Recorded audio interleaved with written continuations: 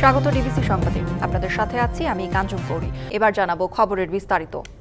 শিক্ষার্থীদের আন্দোলনের মুখে অবশেষে পদত্যাগপত্র জমা দিয়েছেন খুলনা প্রকৌশল ও প্রযুক্তি বিশ্ববিদ্যালয় উপাচার্য মোহাম্মদ মাসুদ ও উপাচার্য এস.কে শরীফুল আলম।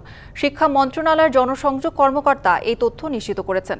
এর আগে তথ্য ও সম্প্রচার মন্ত্রণালয় বিজ্ঞপ্তিতে বলা হয়েছিল, কুয়েটের সংকট নিরসন এবং উপাচার্য ও উপ উপাচার্যকে অব্যাহতি প্রদানের প্রক্রিয়া শুরু হয়েছে।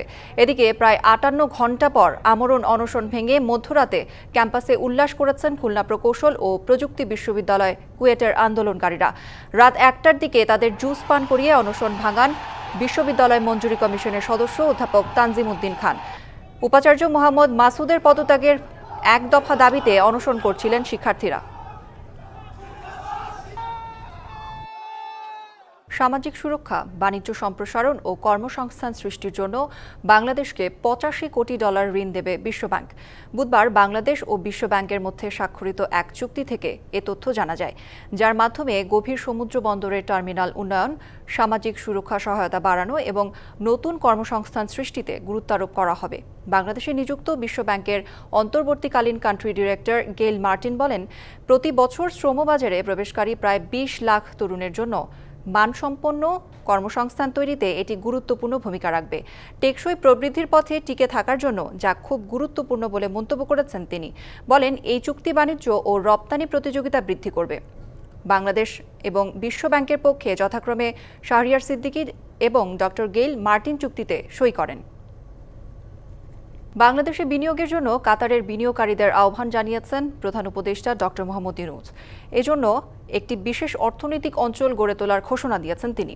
বুধবার দোহায় কাতারের উপপ্রধানমন্ত্রী ও প্রতিরক্ষা মন্ত্রী শেখ সাউদ বিন আব্দুল রহমান বিন হাসান আল থানের সঙ্গে বৈঠকে প্রধান উপদেষ্টা বলেন, কাতারের বিনিয়োগকারীদের জন্য একটি বিশেষ অর্থনৈতিক অঞ্চল গড়ে তোলা হবে। সেখানে কাতারের ব্যবসায়ীরা সমরাস্ত্রের যন্ত্রাংশ সহ অন্যান্য খাতে বিনিয়োগ করতে পারেন। বিনিয়োগ সম্ভাবনার কথা তুলে ধরে প্রধান উপদেষ্টা কাতারের মন্ত্রীকে জানান, বাংলাদেশকে ম্যানুফ্যাকচারিং ও অর্থনৈতিক হাব হিসেবে গড়ে তোলার চেষ্টা করা হচ্ছে। এর জন্য বন্দরের সক্ষমতা বাড়ানো সহ বিনিয়োগ পরিষেবা উন্নয়ন করা হচ্ছে। বাংলাদেশের শিল্প স্থাপন করে উৎপাদিত পণ্য দেশের বাইরে রপ্তানি করার সুযোগ থাকবে বলেও জানান প্রধান উপদেষ্টা। রপ্তানি খরচ কমানোর পদক্ষেপ নিয়েছে সরকার, তাই ভারত ট্রান্সশিপমেন্ট সুবিধা বাতিল করলেও রপ্তানি কমবে না, এমন দাবি বাণিজ্য উপদেষ্টা শেখ বশির উদ্দিনের। সকালে রাজধানীর বসুন্ধরা আন্তর্জাতিক কনভেনশন সেন্টারে ২ দিনব্যাপী মিড বাংলাদেশ এক্সপোজিশন প্রদর্শনীর উদ্বোধন অনুষ্ঠানে এসব কথা বলেন তিনি। বাণিজ্য উপদেষ্টা জানান, দুর্নীতি কমানোর উদ্যোগ নেওয়া হয়েছে, এর ফলে ব্যবসা সহজ হবে। ২ দিনের এই আন্তর্জাতিক প্রদর্শনীতে ৯টির বেশি দেশের ক্রেতা সোর্সিং এজেন্ট অংশ নিয়েছে। ১২০টির বেশি কোম্পানি নিজ নিজ পণ্য নিয়ে অংশগ্রহণ করেছে প্রদর্শনীতে ব্যবসায়িক সংযোগ স্থাপনের লক্ষ্যে।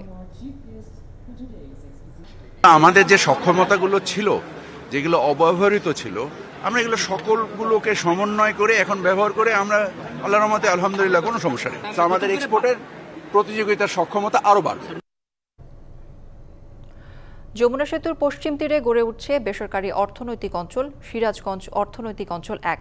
এরই মধ্যে ৬৫% নির্মাণ কাজ শেষ হওয়া এই অঞ্চলটিতে বিনিয়োগে আগ্রহী দেশি বিদেশি বিভিন্ন শিল্প প্রতিষ্ঠান। সংশ্লিষ্টরা বলছেন, শিল্পায়নের পাশাপাশি এই অঞ্চলটি ঘিরে কর্মসংস্থান হবে কয়েক লাখ মানুষের।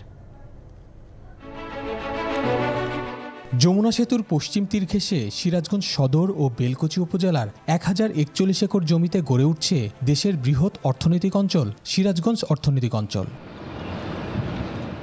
এই অর্থনৈতিক অঞ্চলকে সবুজ রাখতে মোট ভূমির ৬০% বরাদ্দ দেওয়া হচ্ছে কারখানার জন্য। বাকি জমিতে হবে খেলার মাঠ, হাসপাতাল ও সোলার প্যানেল পার্ক সহ নানা সবুজ অবকাঠামো। অর্থনৈতিক অঞ্চলটি চালু হলে ৪০০টি প্লটে গড়ে উঠবে ছোট বড় শিল্প প্রতিষ্ঠান, যা এই অঞ্চলের দারিদ্র্য দূর করতে ভূমিকা রাখবে।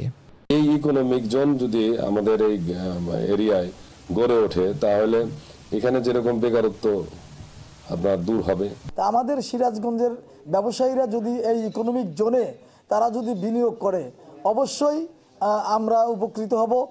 সব ধরনের সুযোগ থাকায় বিনিয়োগে আগ্রহী দেশি বিদেশি বিভিন্ন শিল্প প্রতিষ্ঠান। সিরাজগঞ্জ ইকোনমিক জোন নর্থ বেঙ্গলের গেটওয়েতে অবস্থিত, যার ফলে এখানকার ইনভেস্টমেন্ট অপরচুনিটিস অনেক বেশি এবং অনেক বিদেশি কোম্পানি আমাদের সাথে এখানে যোগাযোগ করছে। প্রকল্পের সার্বিক অগ্রগতি 65%। তবুও এখনই প্লট বরাদ্দ নিয়ে শিল্প প্রতিষ্ঠান স্থাপন করতে পারবেন উদ্যোক্তারা। আমরা দীর্ঘ প্রক্রিয়ার মাধ্যমে প্রায় 65% কাজ আমরা সম্পন্ন করেছি। ইতিমধ্যে রাস্তাঘাট থেকে শুরু করে ইলেকট্রিক পোল সবগুলো গাড়া শেষ হয়ে গেছে। অর্থনৈতিক অঞ্চলটি ভূমিকা রাখবে দেশি বিদেশি বিনিয়োগ আকৃষ্ট করতে। মধ্যপ্রাচ্যের বিভিন্ন যেটা অর্থে সহযোগী প্রতিষ্ঠান আছে, বেসরকারি খাতের বিকাশেও তারা ইতোমধ্যেই বাংলাদেশের বিভিন্ন প্রতিষ্ঠানকে আর্থিক সহায়তা দিয়ে থাকে।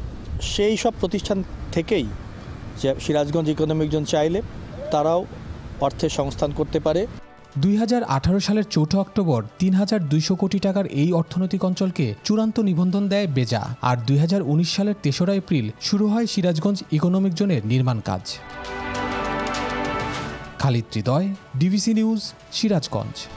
কাতার ইউনিভার্সিটিতে বক্তব্য দিচ্ছেন অধ্যাপক ডক্টর মোহাম্মদ ইউনুস। আমরা সরাসরি চলে যাচ্ছি সেখানে। Of human beings. If you are unique, if you believe in that, what that uniqueness brings to us in this spaceship, what do I contribute, what do I add as a unique person? If I don't, I'm wasting myself. The university's role is to make you aware. Please don't waste yourself. You can change the whole world. That's the uniqueness you got. But all you got busy, how to get a job. Once you get a job is done.